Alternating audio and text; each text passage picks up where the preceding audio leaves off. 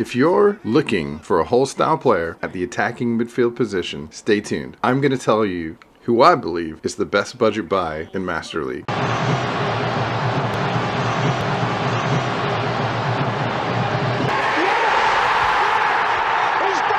Hey guys, so I'm getting back to a series I started a while ago that's centered around really good budget players that you can purchase for your team in Master League. I consider them budget because they're sub 5 million from a market value standpoint, so pretty much everyone can access them, whether you're in the second league or a top tier league. Now I'll start off and I'll take you through who I found that I think meets the criteria for the best budget hole style player at the attacking midfield position is in the game. So let's get into it. So after testing a lot of different players in a lot of different situations, I found this guy called Ze Raphael. He's a 27-year-old left midfielder who can also play attacking midfield. I tried a lot of different guys, but I'll explain to you why he's the one that I selected out of all of them. He's right-footed and has no inspire skills. So on the surface, 77's not terrible, but you're probably wondering why I selected this specific player. So let's take a look at his offensive abilities. He's got 75 awareness, 79 ball control, 80 dribbling, 77 tight possession. Nothing spectacular here around him being able to control the ball on the field on paper, but I'll show you some in-game stuff where I feel these stats are very underrated versus his performance on the field. The other thing we have is 80 speed, 79 acceleration, 79 kicking power, 76 physical contact, 77 bounce,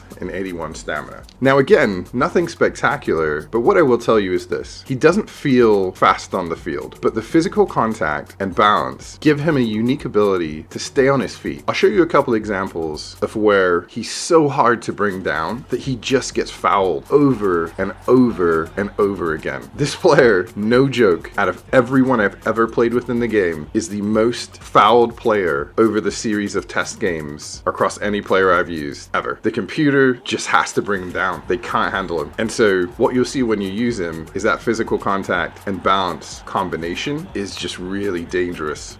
The other thing is he's got 81 stamina, which is good. It's not amazing, but it's good. I'm going to talk about that in a little bit and tell you why that 81 is actually really important. So let's quickly move on to his other abilities. So as we can see here, nothing on the defensive side. We're looking to play him at attacking midfielder, so that's okay. But he has a weak foot of 3, which is actually really solid, and he's got a conditioning of 5. Based on that, he gives you the ability to go either way, and he gives you the ability to play most matches at least at his skill level, if not above. The other thing, if you look at his build, he's on the smaller side, on the lighter side, but again, he's got good physical contact and good bounce, and even though he's a light frame, makes him feel very sure as a player model on the ball and off the ball, and gives him a lot more weight than you would think a player like him's gonna have with his build. So moving to player skills, here's where I think it gets interesting. So let's remember he has 79 kicking power. So the guy's not going to launch rockets, but it's good enough. Mix that with one-time shot and outside curler, and you've got a guy who can really pose a threat to the goalkeeper. Now remember, because he doesn't have a high kicking power and he doesn't have any long-range shooting skills, he's a guy that if you want to score, you're going to probably need to get into the box. So just remember that. Now, when you're trying to get into the box, to go back to a point I made earlier, he has the gamesmanship skill. This is why I think makes him really dangerous against the opposition. He's got that silky smooth, almost creative playmaker type movement on the ball, and he has this general ability with his physicality to shrug off defenders and beat them not with speed but with technical ability. And then he's got this gamesmanship skill that means that when they try and bring him down, it's going to be counted as a foul. This becomes really important outside of the box for 2 reasons. One, it means that over a course of time, whoever you're running at is going to get into trouble with the referee. So lots of yellow cards, potentially some red cards. It also means that if you have somebody who's really good at taking free kicks, that you're going to have a lot of opportunities. And so just keep that in mind. 2 more things that are really important here. I spoke about him having 81 stamina. The 81 stamina is really important because he's also got fighting spirit. Basically what fighting spirit does is it allows him to sustain a high level of play and essentially extend his stamina late into the game. So fatigue affects him less than it does other players that don't have high stamina or don't have have the fighting spirit attribute. This again, I think, makes him really dangerous late game and allows him to really test the defense late game more than any other budget player I've used so far. As we move into team role, he's got a leader, team role coming right into the team. That's solid. And then as we move to the development sheet, you'll see he's not going to be a player that's going to grow much, but what you are going to get is about 2 to 3 solid years where he can perform within your first team or as a really good sub. All right, so as we look at some of the gameplay, what you'll see is he's just really tricky to deal with. Now, I'm not using a lot of skills. You know that's not my playstyle if you subscribe to the channel. What I like to do is use a lot of really light touches, directional changes, burst of speed, just physical body mechanics that you would see in real life. Ze Raphael does this really well, and he just had an undeniable quality to get in dangerous positions. And what you see through these clips is he always seems to be in a great attacking position to receive the ball. And then once he receives the ball, he's able to extend the play, beat a man, draw multiple defenders, and then get in a position to lay it off, take a shot, or as you'll see a lot, get brought down and get a free kick. The other thing he's really good at is doing these 1-2 touches, passing and moving. And this year, I feel like that is one of these qualities where if you don't have a team that has a lot of inspire skills that are going to force movement, and you don't have a team that has a lot of natural play styles where movement is built in to how the player plays on the field, and you're not using a system that's forcing players to do certain things or push them forward or make them move around, I think a player like this is just really valuable because they're giving you a lot of movement, they're giving you a lot of options in the attacking third, and they're also then giving you outlets for dribbling, shooting, or through balls. From an all-around perspective, I just really thought he was very good at that whole position because remember, as a whole player, your goal is going to be for them to burst through into free space, essentially become a third striker if you have 2 strikers up front, or a second striker if you only have 1. But as they're bursting through, doing it in a way that becomes really difficult for the defense to track them. Midfield can't track them, the defense can't track them. So unless you're in a situation where you have multiple defensive midfielders, or one really good defensive midfielder, or advanced center back, or just a really good defensive player, this guy is going to shred defenses. In the lower leagues, this guy is absolutely going to shred. So if you're looking for a really good player on a budget to fit into a scheme where you need a whole player who's going to burst in from a midfield position, go out, loan him or buy him, give him a try. You're going to get 2 really good years out of him at the start of the game. And I promise you, this guy is an absolute game changer. In a lot of these type of reviews, I review tens of players before I choose one. And in a lot of cases, it's hard to only pick one. In this case, he was a clear winner when it came to best bang for buck. All right, guys, try him out. I hope you enjoyed it. Let me know your thoughts in the comments, and I'll be hitting you up with some more midfielder budget recommendations. Bye, guys. Hey, guys,